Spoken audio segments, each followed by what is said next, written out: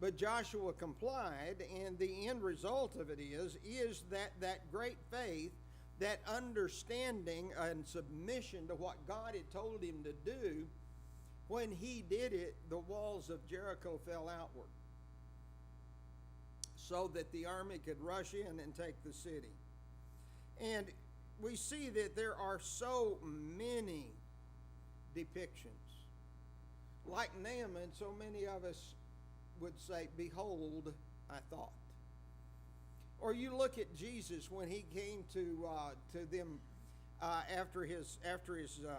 as he was trying to bring them into being fishers of men. In Luke the 5th chapter, they'd been fishing all night. They were fishermen by trade. They'd been fishing with their dad since they were big enough to pull a net. And they knew when the right time to fish was, and this wasn't it.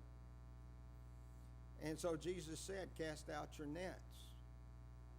And yet, nevertheless, in spite of all of their knowledge, all of their skill, and all of their experience, nevertheless, they cast the net.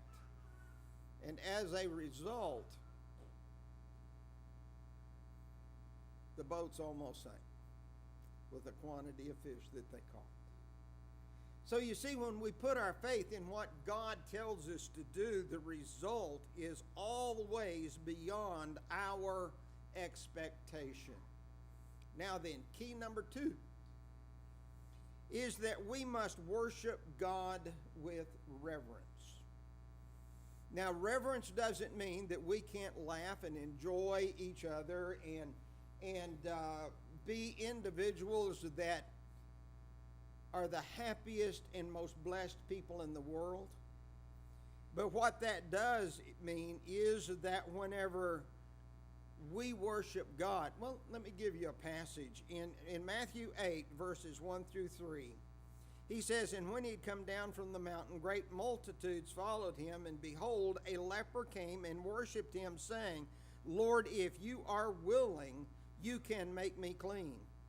And Jesus put out his hand and touched him, saying that I am willing, be cleaned. And immediately the leprosy left him." Now then, as we were talking about worship, the leper at that point fell down prostrate before the Lord and worshiped him. Now the idea of worship is not sitting in a pew necessarily, and singing songs off of a songbook or a screen and listening to a preacher preach.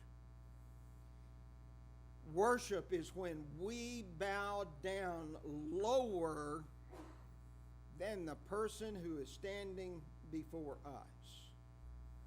That may be prostrate, that may be in a bent position, it may be kneeling, but the idea of worship is submission. That we submit ourselves to God.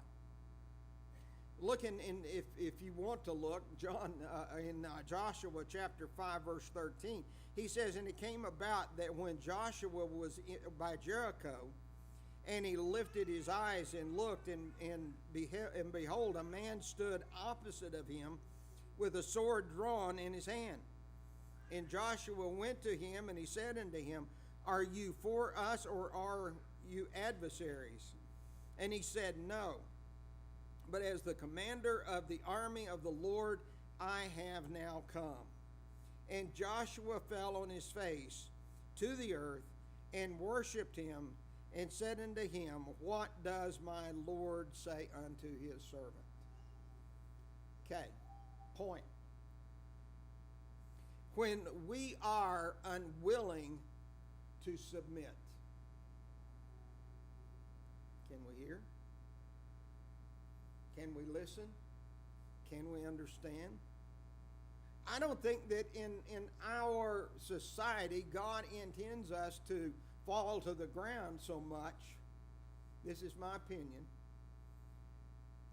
as it is to shut up, turn off the TV, turn off the computer thingy that you may be messing with, whether it's about that big or that big, and listen to what he has to say. And part of that worship is I submit myself, Joshua said.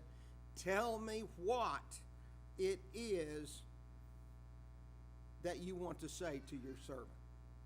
I'm your servant. As I am God's servant. As you are God's servant.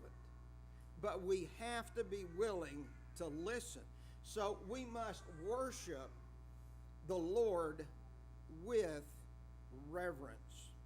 Key number 3, we need to unlock, is to be convinced of Jesus' ability and what you believe. It is so important. And when he had come, it says in Matthew 9:28, into the house, the blind man came to him, and Jesus said, do you believe that I am able to do this, meaning to heal your blindness? And they said unto him, yes, Lord. And what we see in that particular passage is that Jesus did heal his blindness.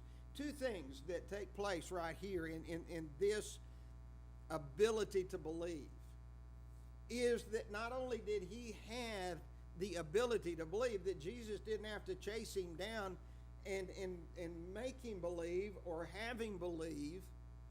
What Jesus did in this particular case is the man came to him. He knew of his reputation. He knew of his ability to heal.